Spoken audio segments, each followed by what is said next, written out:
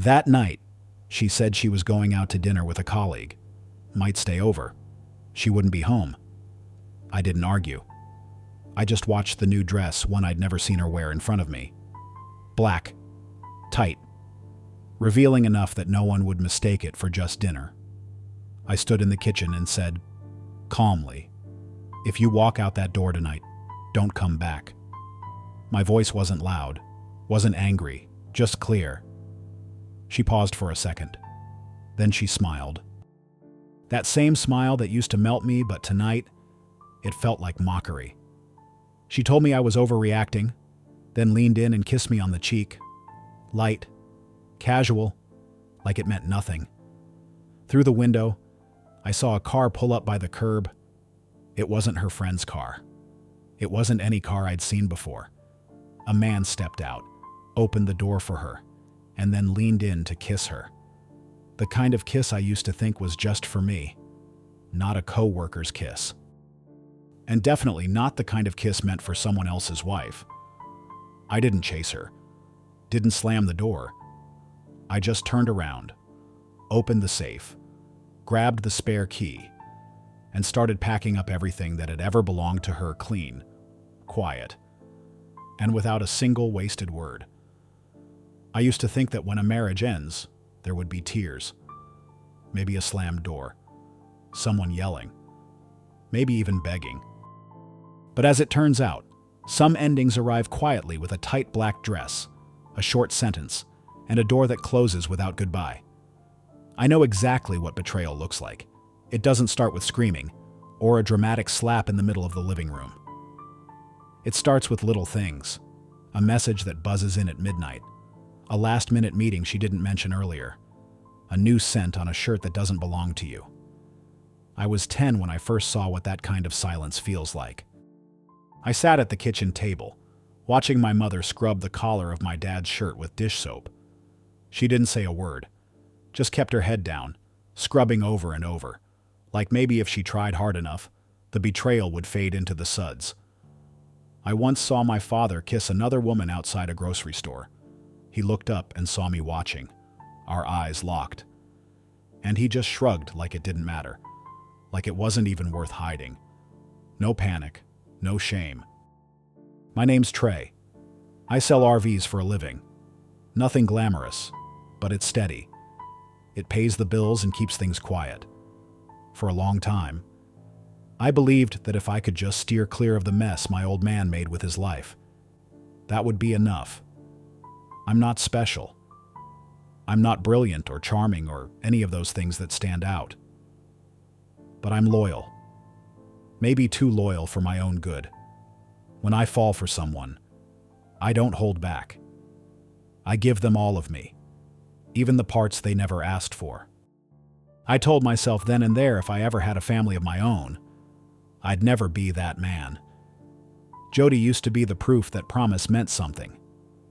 I met Jody when I was 16. She wasn't the kind of girl guys bragged about dating, but there was something in her eyes that made me stop and stay. She made me think about what it meant to build something real, even if back then I didn't fully understand what that meant. I remember thinking, if I ever get to marry this girl, I'll spend my whole life making sure she never regrets it. We fell in love through bike rides home after school, late-night movies in her parents' basement, and quiet dreams about one day living somewhere without the sound of my parents yelling in the background. We were inseparable all through high school. Broke up once she said I was too closed off. We lasted 3 days apart before she called and said she hated not talking to me. I still remember how I smiled just hearing her voice. It felt like walking through the front door after a long drive. I proposed with a ring I borrowed from my mom.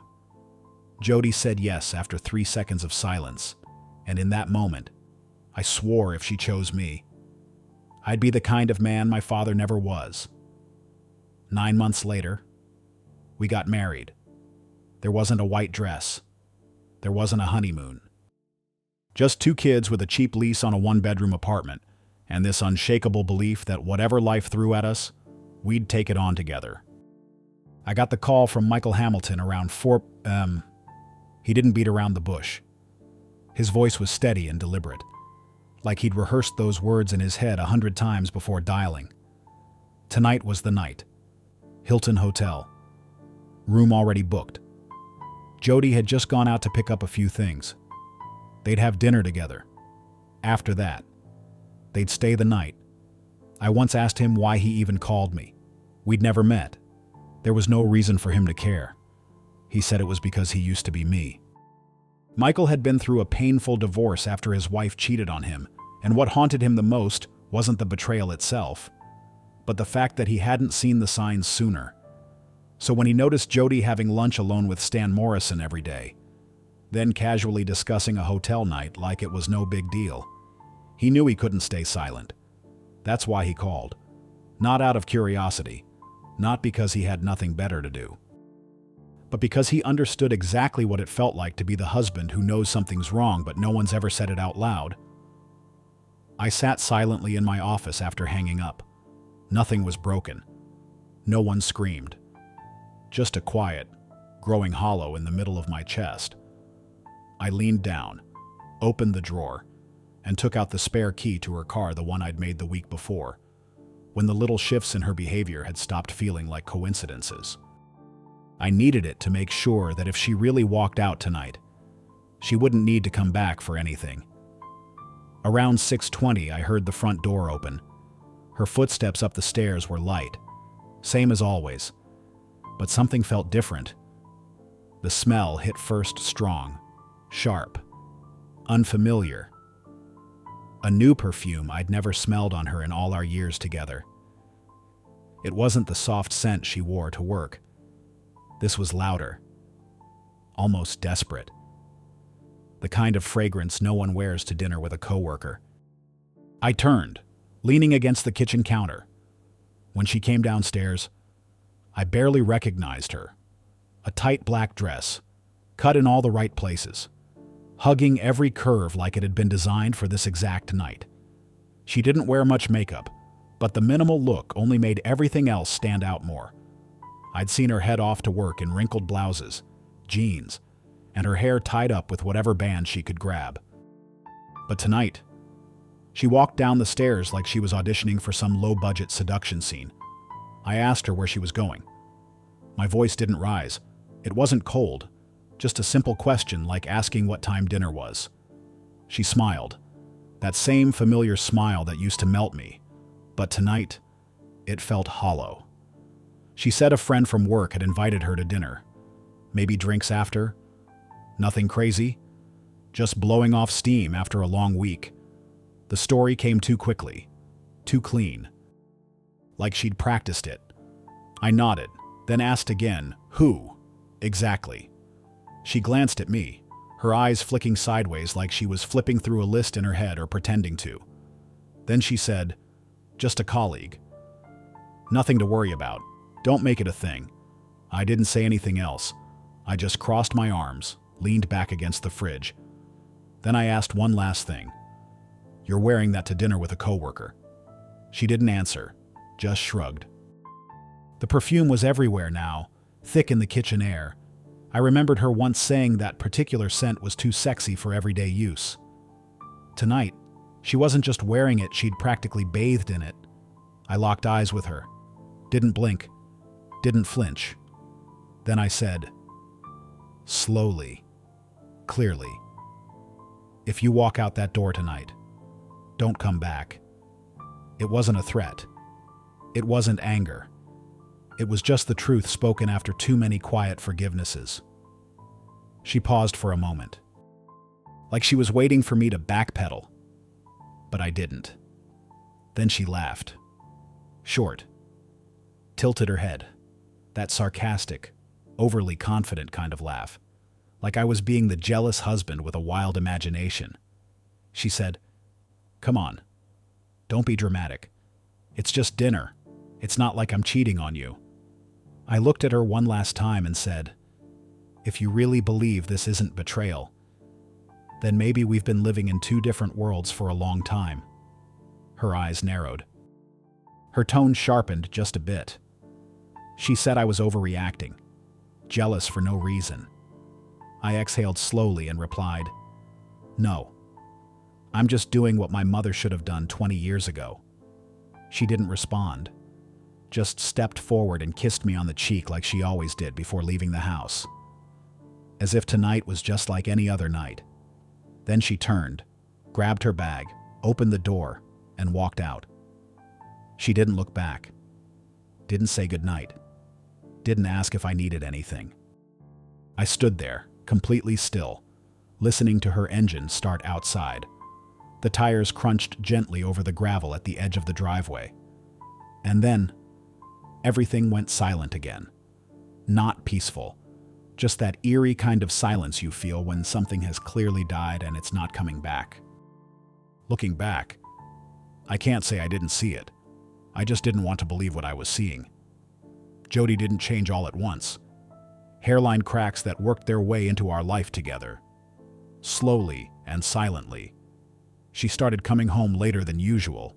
At first, it was just a few minutes, then an hour, sometimes past midnight.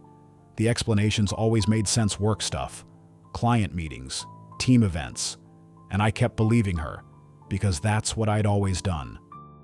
She began paying more attention to how she looked. Her outfits got more tailored, her perfume stronger. She curled her hair again, started experimenting with lipsticks she'd never worn before. There were nights I'd wake up and find her side of the bed empty. I'd check the kitchen, the back porch, and there she'd be sitting alone, face dimly lit by her phone screen, which she'd quickly tuck away when she saw me. She'd say she couldn't sleep and just needed some air. I'd nod, then go back to bed, trying to swallow the growing emptiness in my gut. She started placing her phone face down more often, not casually, deliberately. Whenever it buzzed, she'd glance sideways or leave the room to check it. I told myself it was work stress. That maybe, after all these years, she just needed space. But deep down, I knew what it really was. It was distance.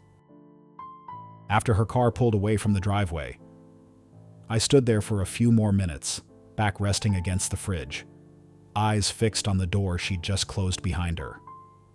There was nothing left to say, nothing left to hope for. That night, I didn't turn on the main lights, just the kitchen light soft enough to see the path ahead. The house fell into such silence that I could hear the wall clock ticking each second loud and clear, like time itself had slowed down to witness something quietly falling apart. I went upstairs and walked into the bedroom. Her perfume still lingered in the air, sharp, heavy, almost like a cut. I started opening drawers and pulling out her things. No rush, no anger, just a calm, methodical clearing of everything that no longer belonged here. Her clothes, her makeup, the little photo frames on the vanity, I placed them all in large trash bags. I didn't label them, didn't sort them, didn't fold anything like I would when we packed for trips. This wasn't a trip. This was a departure with no return. I even packed the things she probably didn't think I remembered: the college trinkets she kept in a box, the handwritten letter from her mother on our wedding week, the heart-shaped keychain I gave her during our first year living together. Those, too, had to go. I went downstairs, opened the trunk of her car, and loaded every bag inside. Then I went back into the house, into my office, opened the safe, and pulled out all her personal documents, insurance cards, birth certificate, college diploma, even an old savings book. I placed them neatly in a separate box and set it on the driver's seat. Her car key, I left on top, clean, intentional. Finally, I changed the lock on the front door. New code, no messages sent, no notes left. Just silence. It took me exactly 3 hours. When I finished, the clock was nearing midnight. I didn't sleep. I lay down on the couch in the living room and put on an old movie volume low, barely audible. Not for entertainment, just to quiet the noise in my own head. I was pouring my coffee when I heard the car pull up at the gate. I didn't have to look. I already knew who it was. The footsteps were familiar, quicker than usual. Then a few seconds of rattling, the sound of her trying to open the door. But it wouldn't budge. There was a brief pause. Then the doorbell started ringing.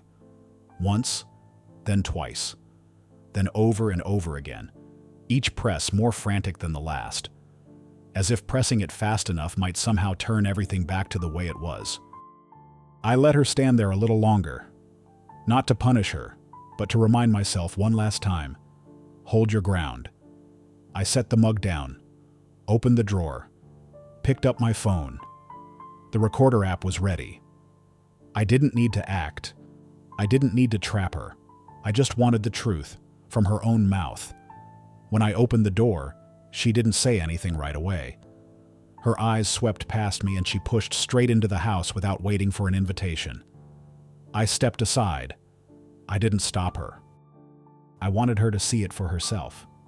She marched into the living room, then came to a sudden halt. The home she knew had become eerily empty. The pictures that once hung on the walls were gone. Her favorite heels weren't by the shoe rack. Her vanity was bare, no makeup, no perfume bottles. I saw the way her hand hesitated as she passed the bedroom doorway. She noticed. She turned to me, asking what was going on, trying to sound calm. I didn't answer right away. I walked to my desk, opened the laptop. A video came up on the screen footage from the front gate camera. There she was, in last night's dress, walking out the door and climbing into Stan Morrison's car. The door closed, and then they kissed. I stood next to her, saying nothing. When the video ended, she was still silent. I set the coffee down and began calmly telling her about the call I'd received from Michael Hamilton, her coworker. She stayed quiet for a few seconds. Then the denial started. She said it was just dinner, too much wine, and she ended up sleeping it off. She said nothing happened, that I was blowing things out of proportion, that I was destroying our marriage over one impulsive night. I didn't say a word, just stared at her long enough for the cracks in her confidence to start showing. She had no ground left to stand on, no more lies to hide behind. Her face went pale, lips pressed into a tight line. She stopped looking at me and stared at the floor. Then, in a low, almost broken voice, she said she never meant to cheat, that it was curiosity, a one-time thing, because I was her first, her only, the only man she'd ever loved, lived with, slept with. And some part of her just wanted to know what else was out there. I didn't flinch, didn't laugh, didn't yell. I didn't give her the reaction she might have been expecting. She kept talking, said it didn't mean she stopped loving me, that it was a moment of weakness, just one night, a mistake. I let the recorder run in my pocket. No questions, no rebuttals. I wasn't looking for answers. I was gathering proof. Not for revenge, After but she to confessed, end this properly. I didn't say anything else. and for No good. comfort, no anger. Some truths, once spoken out loud, are heavy enough to collapse everything on their own. They don't need help falling apart. I took a step back and pointed toward the door. Her car was parked along the curb, exactly where I had placed everything she owned the night before. Clothes, documents, all the little things. Even the ones she never imagined I'd remember, they were all packed carefully, quietly. I told her plainly that everything she needed was already in the car. She was free to go. It wasn't an act of throwing her out. It was the return of her freedom, the same freedom she'd already chosen the moment she walked out the door last night and didn't look back. She followed my gaze, eyes fixed on the direction I pointed. She didn't blink. Her shoulders sagged slightly, like something inside her had finally caught up with the truth she'd been trying not to see. Then she turned to face me, fragile in a way I'd never seen her, as if there was nothing left for her to hold on to. I told her to go live the life she wanted, with the person she believed could give her something new, and to stay there until she received the divorce papers from my lawyer. She didn't speak, didn't beg. Maybe, by then, she knew that words wouldn't mean anything anymore. I opened the door. Not rushed, not forceful, just final. She stepped out without looking back. The door closed behind her, quiet, but firm. That same afternoon, I called the law office a friend had once recommended. I only said 3 words: I want a divorce. They scheduled me for a meeting the next morning. I arrived on time, wearing a plain button-up shirt, carrying just the essentials. I didn't bring a stack of documents. I didn't need a long explanation. The attorney listened as I told her everything from beginning to end, never interrupting, never judging, just nodding from time to time, jotting down notes. I handed her the audio recording the confession. Clear, uncoached, undeniable. She played it through without skipping a second. When it ended, she turned it off and nodded again. Then she asked me just one question. "Are you sure you want to move forward?" I didn't hesitate. It was far too late for words like "work it out." I simply said I couldn't live with someone who walked out the door like none of it mattered. She handed me the first draft. I read every line carefully. There wasn't much to split. The house was under my mother's name. The car was mine. I'd already withdrawn my share from the joint account. She told me I'd handled it right clean, by the book, without damaging myself, but with no room left for negotiation either. I signed at the bottom. The ink was still wet, but everything inside me had long gone cold. Before I left, she said I could rest easy. The papers would go out immediately. And if Jody had anything to say about it, she'd be the first to know, not me. I walked out of that office before the sun had fully come out, but something inside me had already cleared. It wasn't relief. It was clarity. Finally, things were moving in the direction they were always meant to go. About 3 days after I signed the papers, my lawyer called to let me know the documents had been delivered. They were sent directly to her workplace, to the address I had provided. Jody would receive them in person. No runaround, no middleman. Everything handled exactly the way I wanted, fast, clear, with no room for ambiguity. That afternoon, I was at the dealership when my phone buzzed. The screen lit up with the name of her company. I didn't answer. 10 minutes later, a blocked number called, then another. All silent entries in my call log. I kept working like nothing had happened, but I knew. She'd received the papers. Later that evening, when I returned to my car after closing, I saw 3 missed calls from her younger sister, Judy.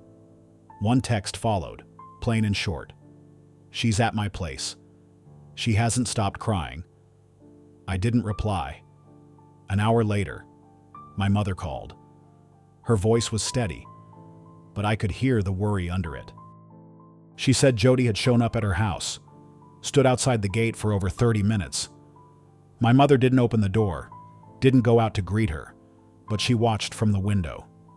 Jody sat on the front steps, not screaming, not crying, just quiet, head down, clutching her purse like it was the only thing she had left to hold on to. My mother asked if I wanted to come home. I said no. She left once.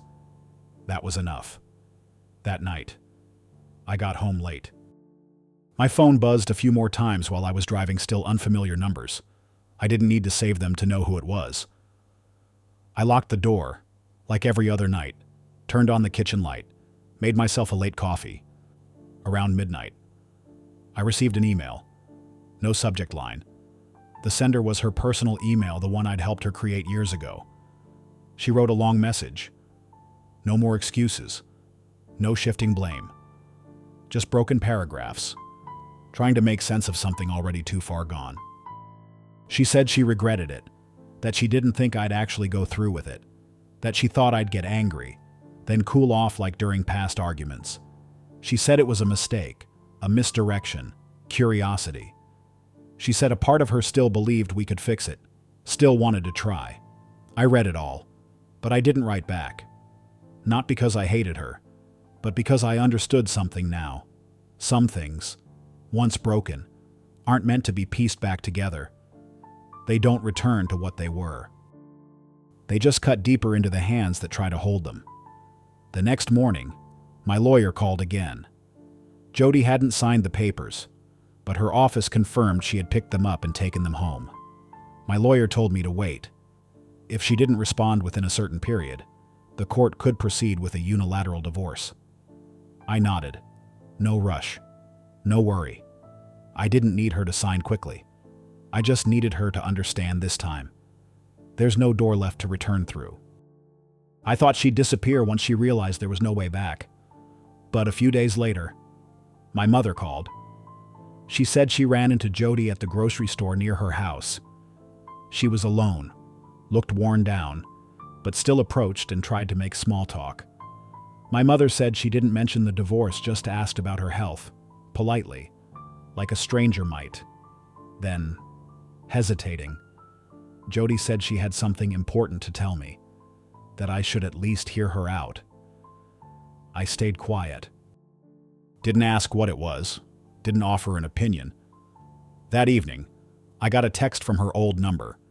It was the first message I'd received from her since the day she walked out. She used my full name like she was trying to summon some piece of closeness that had faded with time. The message was only one sentence, but it left a strange kind of silence sitting heavy in my chest. She said we were going to have a child. I didn't know what to feel at first. Not anger. Not happiness either. Just stillness, like someone had flipped a switch and shut off all the sound in the room.